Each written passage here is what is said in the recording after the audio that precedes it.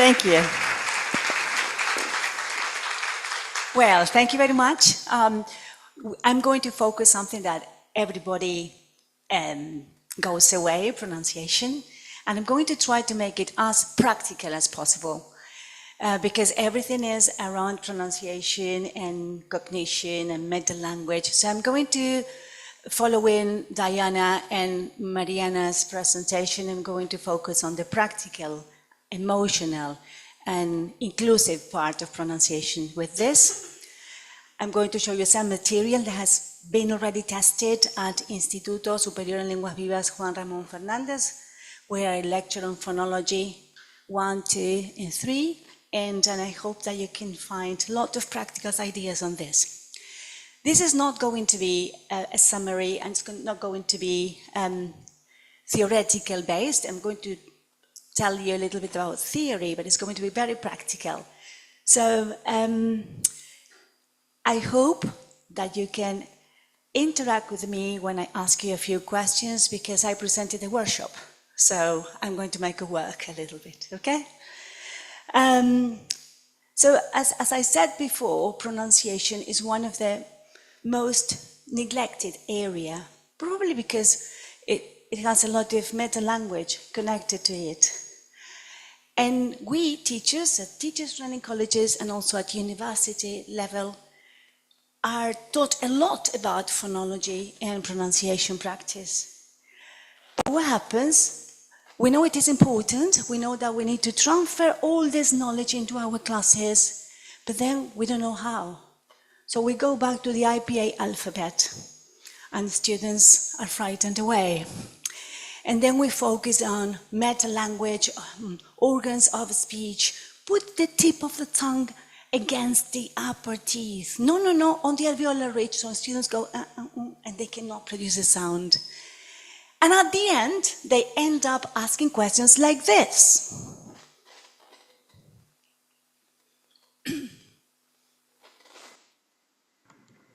Ship, ok. ¿Cómo se dice enviar? Ship. Ship, ok. ¿Y cómo se dice barco? Ship. Ship, ok. ¿Y cómo se dice barato? Cheap.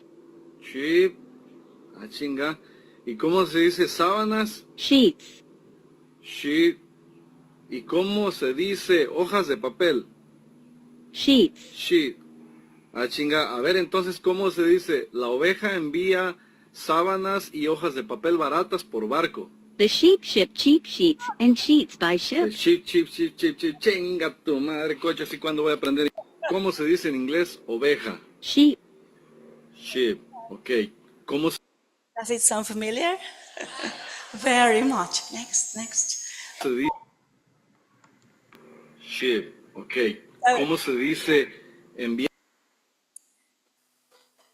So today's outline presentation is going to be basically on vowel sounds and how difficult could it be to teach vowels. I mean, pronunciation in general is very difficult, but if you manage to describe a sound with two organs of speech that come together like the sound, well, it's easy. But the problem with vowel sounds is that they are acoustically described. So you need to do E, E, E. My God, where is it in the mouth? So I'm going to focus on what you should know about teaching pronunciation, and this is what we get at university level. And then I'm going to introduce some innovative strategies with and without artificial intelligence. And those strategies are very much connected to inclusion, emotions, and movement. Because pronunciation is more physical. It should be more physical than cognitive. So I'm going to focus on all that. I'm going to show you how to create pronunciation material, your own material, can you believe that? And adapt it to your students' needs. And finally, a lesson plan. Now, talk to the person next to you. I told you you were going to work for 1 or 2 minutes and discuss how difficult can teaching vowel sounds be. What do you find more challenging? Come on, 1 or 2 minutes now. Good. We don't have time. Hurry.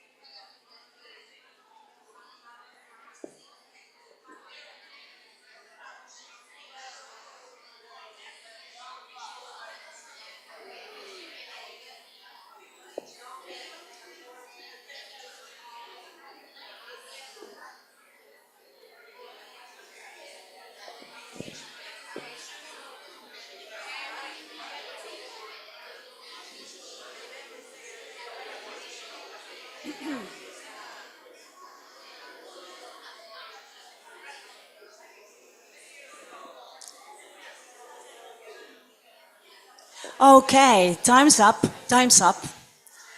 Right. Now you tell me, how difficult can teaching vowel sounds be? What do you find most challenging? Don't be shy. Come on, I told you. Yes.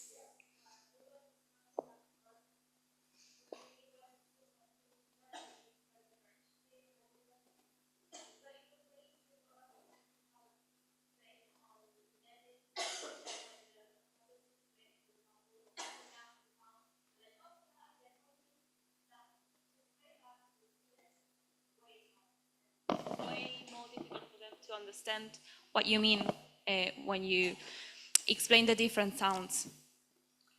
Okay, so it's basically going from description to experimenting with the sounds, Yes. physicality. Yes. Great, thank you.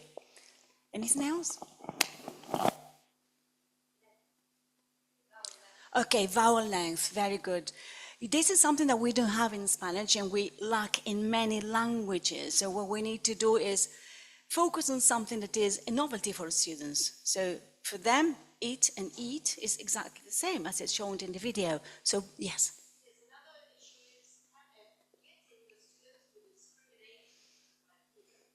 Lovely, yes, perception.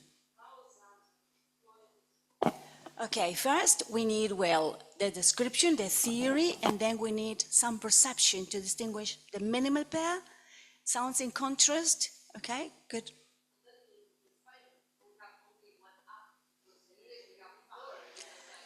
Exactly, yes. And then the differentiation, yes, when to use one or the other. So spelling and sound relationship is quite difficult to grasp.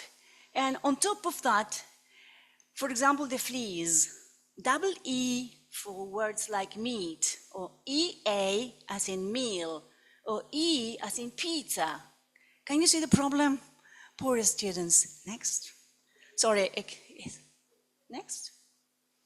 Okay. Okay. The technician. Okay, there you go. No. Right. Yeah. Next. Next. Right. So I asked the same question to other teachers. Something happened here on my presentation. I cannot follow it from. Okay, there you go. And they agree with you. They say that first we need to focus on phonological awareness, the differentiation between long and short vowel sounds.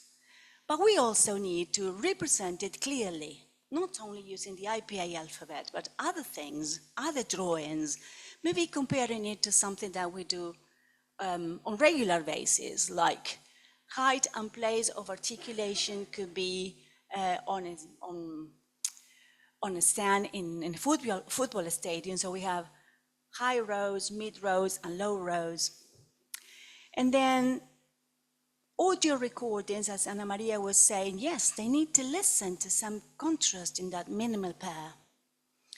And lots of pronunciation practice, but not blind practice as listen and repeat, not blind repetition, meaningful repetition through games, tongue twisters, drills, and imopron stories and songs that I'm going to show you later. All these games activities go from drilling, guided activities to freer activities to help the students become fluent in the mastering of vowel sounds. Finally, they need to get lots and lots of feedback and correction. Otherwise, they cannot advance. Now, so I came up with an approach that I called imopron stories, emotions. Emotions, positive emotions that can approach children and also teenagers and adults to grasp something new and remember, because we remember positive experiences, especially when we say, well, let's listen to a story, right? And we remember what's in the story, but these stories, imopron stories, emotions plus pronunciations, introduce a conflict that is not immoral, as in literature. It introduces pronunciation features that they are going to remember because there is a disruption in communication. So by embedding content, pronunciation content into the story and then see how the conflict is solved, they are going to identify place of articulation, tension, length, and contrast. And this is what I aim when I say, well, emo-prone stories. Today, I'm going to focus on teenagers and adults, and I told you all these activities have been done at a teacher's training college. But if you scan the code, you are going to be directed to my website. And in that website, you are going to find material for children. Audios, songs, stories. I have written a collection of 8 stories so far that combine consonant sounds and vowel sounds. So this is what I basically do, how to make it simple. How to group all the vowel sounds, let's say the front vowel sounds, E, 5 minutes. Are you sure? Oh my God, well, okay. So you have in mind all that content and you know that you need to teach front vowel sounds. So I basically ask ChatGPT to write a story using words in contrast, like mill and meal, or, well, all the words that you want to introduce, pin and pen, and then create a conflict in which all these words bring about disruption in communication. Can you play the video, please? So ChatGPT comes up with a story, and the story is not probably accurate. I mean, there's probably mismatch in some words and also the conflicts. But you have the basis, you are crafting the story. Next, please, next. I mean, it's just the beginning, it's just one craft, right? So then, yes, you need to click on play on the next slide at the bottom. Okay, this is the original story, and then again, I created a new one. Lily Silly's Mix-Up. I'm not going to read it aloud, but I'm going to have it read aloud by artificial intelligence later. So this is what I have. I have a presentation that embeds pronunciation features in a story. And this creates a conflict that I'm going to make memorable for the classes. So students are going to remember the story because the brain is already prepared for stories. And then from that conflict, I'm going to go into pronunciation focused. Next. So we have the story. And then using AI Gemini or Canva AI, you can create the picture for your story. And finally, now play the video, please. I copy and paste on TTS Maker the story I created, and I have it read aloud by a native speaker. You choose the accent variant you... TTS Maker is a text-to-speech tool, a professional AI voice generator dedicated to delivering high-quality voice synthesis services. All right, then you copy and paste the number. All the resources I'm showing you are free of charge. And you have it read aloud by the native speaker you chose. I chose British and English. And then you can also reduce the speed at 75% to help perception. So if you want your students to distinguish between long and short vowel sounds, it's better if they are exposed to an audio that is at a slower speed. Can you play forward a little bit? Lily's Silly Mix-Up. Lily, Teal, Tim, and Ted sat down for a meal. "Pass me the meal," said Lily. Teal handed her a tiny mill. "Not a mill, a meal," she cried. Ted tripped and said, "Peel, please," handing a banana to Tim, who was busy looking at his cell phone. Instead, Ted pulled out a pill from his pocket. "I said peel, not pill. I'm wearing a plaster on my hand and can't move it," he explained. They all giggled. English vowels can be tricky, Lily sighed. "Next time, let's listen a bit better, or we might end up sailing a sheep instead of a ship."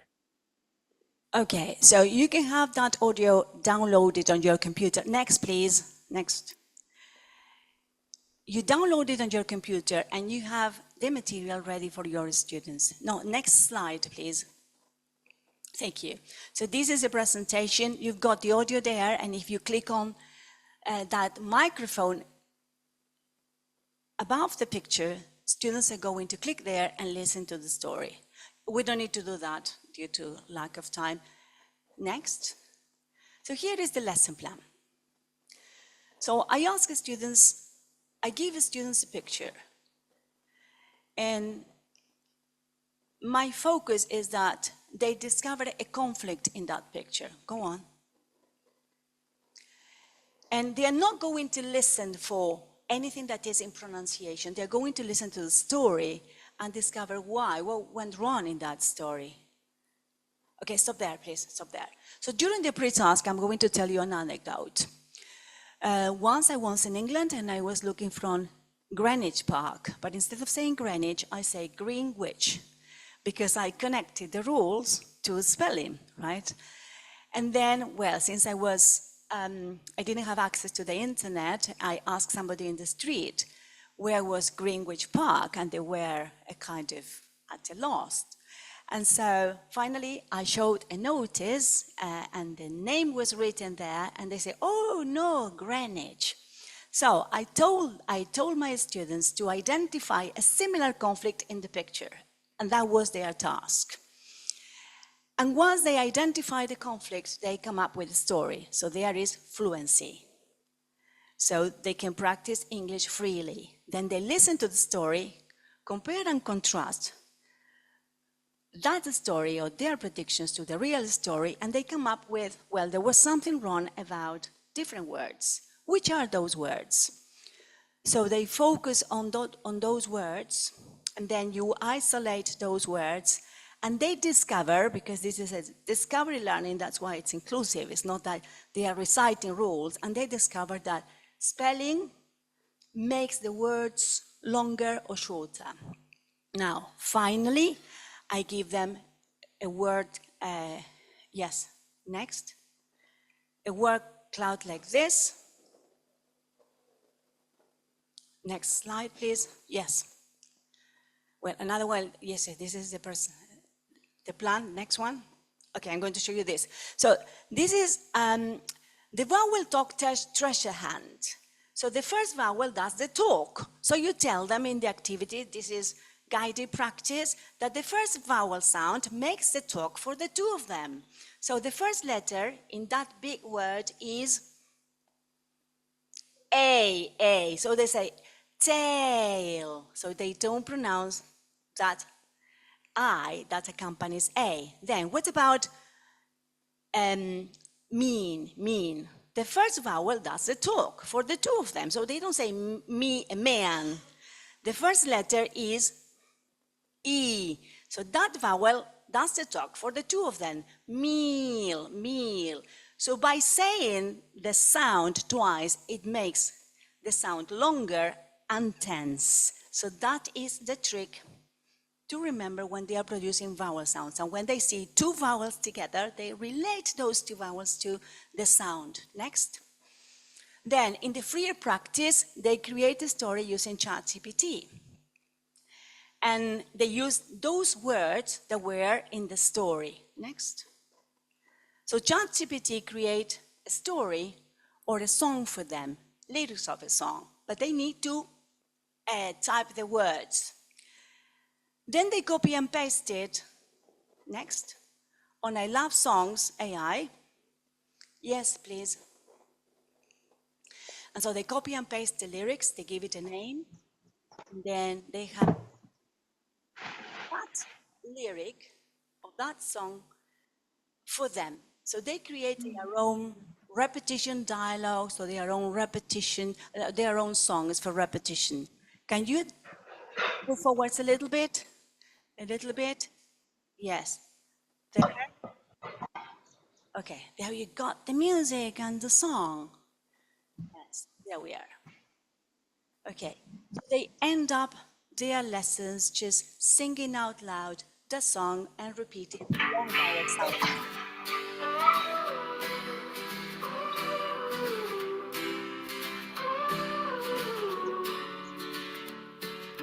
Tea leaves dancing in the breeze. Don't you go, won't you please? Soft and gentle, don't be mean. Let the sunshine paint the scene. Okay, so then you can send me an email and I can send you the presentation and the audios and everything. Right, and here is the lesson plan. Next, please. Okay, conclusions. The student's job is to learn the subject, is to learn vowel sounds, but our job is to learn students, right? Play. Okay. There's a lot of meta-language connected to phonology, and that makes the subject really difficult. So why not changing that cognition area into something more experiential? So we know that we need repetition in phonology. We need to motivate repetitions on songs, and mainly the songs they create can be a wonderful meaning context for them to repeat any pronunciation feature that you introduced. Next, please, next. Right. And artificial intelligence assistants are wonderful. They can craft a story, they can give you songs, they can go from texts to speech and from speech into text. You can guide them to do things and then they repeat things that you, in a way, direct them to do.